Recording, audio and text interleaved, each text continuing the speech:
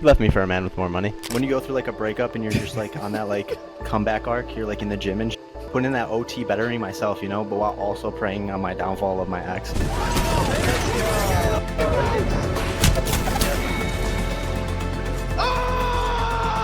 Ended my career, son. I'm back from the dead.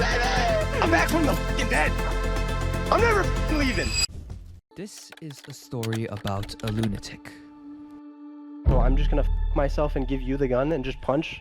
No. Am I fucking Mike Tyson in his prime? We insta-kill What him. am I gonna do? Mike Tyson in his prime? Unpredictable. I can't ESP to me! I cracked the kid's fucking 90s! Go to the building, you fucking idiot!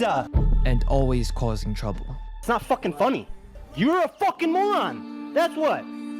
Dumbass? I, once like everyone else, thought the same way. But the more I did research, the more I found out otherwise. This is actually a story of struggle. It's a tale of setbacks, betrayal, and how amidst all the chaos lays a path of redemption. Our fights take 10 fucking years, bro. Dezignful is playing scrims, essentially practice matches with his teammates. Like all the little at background PSG. music. The team gets into a minor disagreement about the team composition. Just play fucking Bang Blood fucking Horizon, bro, because we can't win a goddamn 3v3, we can't. The one thing he didn't like really put was like how like good we were on G2. Like how good we were on G2 before G2, like Solafide, Amos's days. When we were like top fucking 3 every single time. Like how dominant it was with G2. I don't really care what he says about that. We're not doing that anymore. No, we can't win a goddamn fucking 3v3. I don't want to slow them down even more. Like, we need to play like fucking Horizon Bangler Bloodhound. We are not doing enough. We are not doing enough. What followed after? Please just play fucking Horizon Bangler Bloodhound, please. Yeah. I'm gonna fucking blow you up. Yeah, I don't know how much Not there is licensed, from but back you guys then. can get somebody else to sub. You can test all this random ass shit that you want to do and change up all the fucking game plans and shit. All good. You guys can find somebody to do it. This was normally behavior that would get you kicked from the team. But notice how both teammates aren't surprised, almost like it's a normal occurrence. And one of them even says, You know, that wasn't that bad. immediately a million questions pop into my head. Why are his teammates putting up with him? Why are they not surprised? And if it wasn't that bad, just how bad can it get? If you took a look through any clips of Dezignful, you would realize he was known for one thing only. He was someone you would call a villain. What are you laughing about? It's not fucking funny. That's my Oh my god, bro. What does stay in the fucking corner mean, bro? By the way, Realm's coming back in 7 days. So if you liked that content and me dealing with these motherfuckers, it's gonna be back. It's gonna be You're back. a fucking 7 days. moron. That's what. Come on, man! Fucking leave it at the door. Come to fucking work. Dezign would be someone that is described as egotistical, toxic, and even verbally abusive. But what separated him from your average angry player was that his moments were just as comedic as they were toxic. Just fucking the kid that looks like he eats bricks. I'm Reeds. They're pushing up. We can throw it the fucking third best. Go back to eating your fucking crayons, pussy. Through his moments, he began to attract an audience that either loved him or couldn't stand at all. If you happened to contest Designful during a tournament and he didn't like you enough, he would tweet and make fun of you on Twitter in front of thousands of people. Montages, belittling paragraphs, his trash talk. It was so incredibly over the top, it almost felt like a facade. Rewind the clock and Designful is playing for a team called G2 along with his teammates Gentrifying and Resulta. The three were known to be one of the most feared teams, not only because the three players were talented, but because all three were controller players. One of the most deadly triple controller teams ALGS has ever Look seen. at that face, But it bud. doesn't take My long little to baby notice fat the still. problem. It was like 18. Gentrifying and Resulta are the two people you probably wouldn't call to solve a conflict. If you joined any of their streams, you would get the idea that both individuals were somewhat timid and quiet people. With Designful on the team, I think you can begin to see a bit of a power imbalance. In the Split 1 playoffs in 2022, G2 had a slew of bad games. The tournament was Yeah, they just focused on the playoffs, but before this, there was 3 match points before this where we got 3rd, 2nd, and 4th, I believe. We were always on match point and could not fucking win it, bro. Because back then there was no anonymous mode in the kill feed, so anytime we would knock somebody, we would just get hard focused. And you could begin to see just how much of a maniac Design was. You see, G2 had a strong start, but they were losing that momentum fast. Now, we're gonna it have to wasn't crank down the over, volume real quick. but a ticking time bomb had been set off, and none of the team members had a diffuser. Alive, not good at all, not good at all. Why? Why are you blinding their... Why are you by yourself? Follow me on rotation. You've done it twice now in a row. Fucking follow me. Stop walking around by yourself. Follow me. Yes, it does. Every fucking second counts. I don't know why you're just letting you doing your own thing. Fucking follow me. The team would eventually place 8th overall. Ever since Okay, backstory.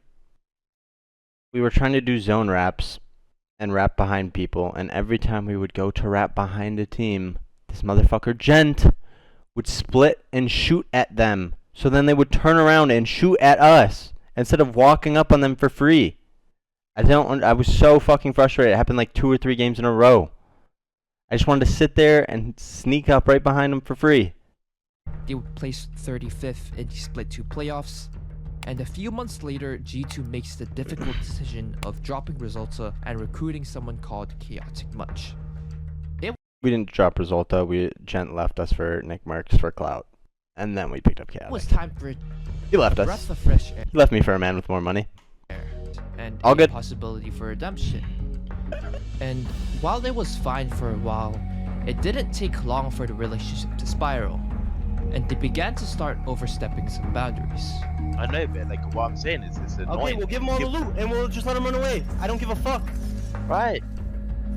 It's just because I've Stop said acting like this. a little Like, fucking pussy bitch. But they always like argue to the Okay, point where okay. these Chaotic had thrown like 5 contests in a row, and he would just fucking cry afterwards. It was pissing me off. Because you know how I am in contests. I'm not giving up a fucking contest. they literally have to walk away from each other. I was so mad. I'm not acting like a pussy bitch. I've said this multiple fucking times. I don't think me and Chaotic have ever really gotten along. In the upcoming Split 1 of Pro League, they placed even worse at 17th. A Solid. performance so bad G2 Solid. decides to drop out of the Apex Legends esports scene entirely. Somehow, Dezignful and Chaotic decided to stay together, even when Chaotic took a massive risk by moving to the US. I don't know what was running through their minds, but all I know is that if they failed one more time, there would be some serious implications. And when you fail to deliver results time after time after time, change becomes inevitable. And before Dezignful realizes it, a selfish decision gets made. At the end of the day, a change needs to happen when we can't make a line. They're like, yo, we're gonna fucking divorce you, but we're taking 50% of your shit, but in this case 100% of your shit, and it's your Pro League spot. Get bent. So This was like rock bottom, bro. Like, from the top of G2 to watching it fucking go away, crumble, to like trying to keep it as close to the original roster as possible, to getting my Pro League spot fucking snagged, to being back in Challenger circuit. his gun The only way to go was up. fine, but his vibes and energy. Dezignful still wanted to compete, and within one day he found a team to play with. Same day I was dropped. The Dojo. When you go through like a breakup and you're just like on that like comeback arc, you're like in the gym and shit. I'm in the gym. I'm hitting like 3 miles a day, like sprints, you know, just putting in that OT, bettering myself, you know, but while also praying on my downfall of my ex. Then you would see the Twitter posts referencing David Goggins, his Stay hours hard. on R5 Reloaded, Stay hard. and his countless scrim Type highlights. Dezignful would end up fighting his previous team in scrims, and the Dojo would not only end up beating them once, but dominating so badly Dezignful decides to do something both petty and hilarious. He decided to make a montage out of it.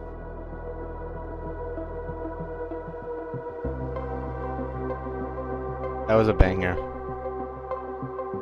I'm picking up good vibrations.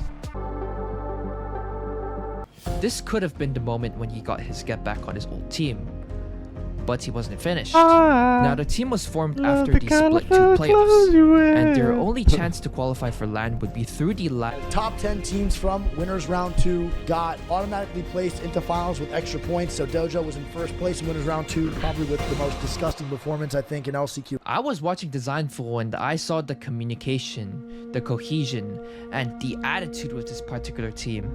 And then I started asking myself, was this really the same player I was looking at 2 months ago? Just literally won every fight they ran into.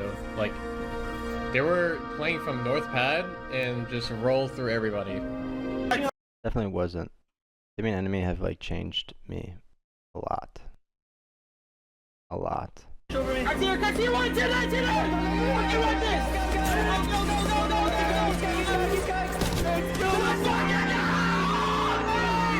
Dojo makes LAN! Good shit, Design. Holy shit, they do it! Dojo, Bro. without a doubt, deserves the qual. That Shout out fucking to Timmy feeling. the Design and that boy Holy Enemy. balls. How do you guys want to play? We'll like micro you. I'll micro you here and there. I'll take it. So you're actually getting carried by the sign. That's not what you're saying. Nah, it's not obviously a lot like. Do you hear enemy in that clip? No, not really. I'll be carried by the sign. That's not what you're saying. Nah, it's not You hear enemy in the back? obviously a lot like you're getting carried. Nah, That's crazy. really? I mean, fuck it. I'll take it here. Dezignful makes it to no matter how long, hard, or rocky the road is, an opportunity will one day present itself. Wait, teams are dying though, here we go! Design gonna drop down! Gonna play the knockdown shield! Ascend eliminated, can the Dojo win? They're gonna slide the solo! And Dojo wins!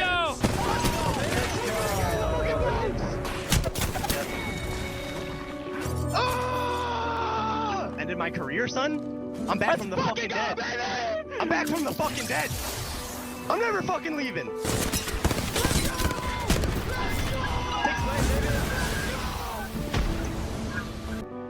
Now you might think it's over, but it's like he's been setting up dominoes his whole life, carefully placing each one in its spot. And now, once that opportunity is grasped, with a single push, the first domino falls.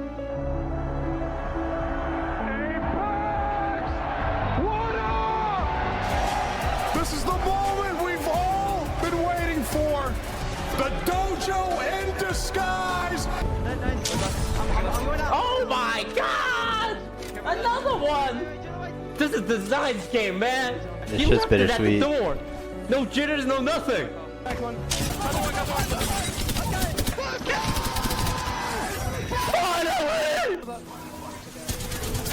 Yeah, I came up with that, Dixon. Just saying. Just saying. Just saying. I'm witty. Quick with it. All good. Oh my god, reload your fucking gun, Design!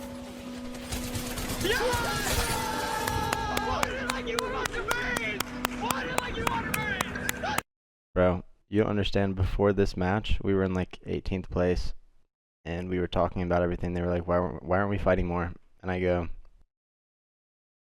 we're not doing any entry. We're not doing any fucking entry. We need to get our, I said, hit fucking shots, make fucking plays, win fucking games. It's all chain reaction. Like, we need to lock the fuck in. We're playing like we're scared. We're gonna leave here with nothing. We're gonna leave here with nothing if we keep playing like how we are.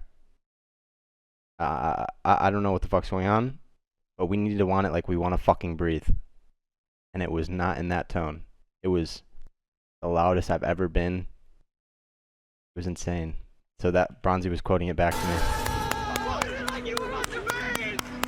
Unfortunately, this story doesn't have a happy ending.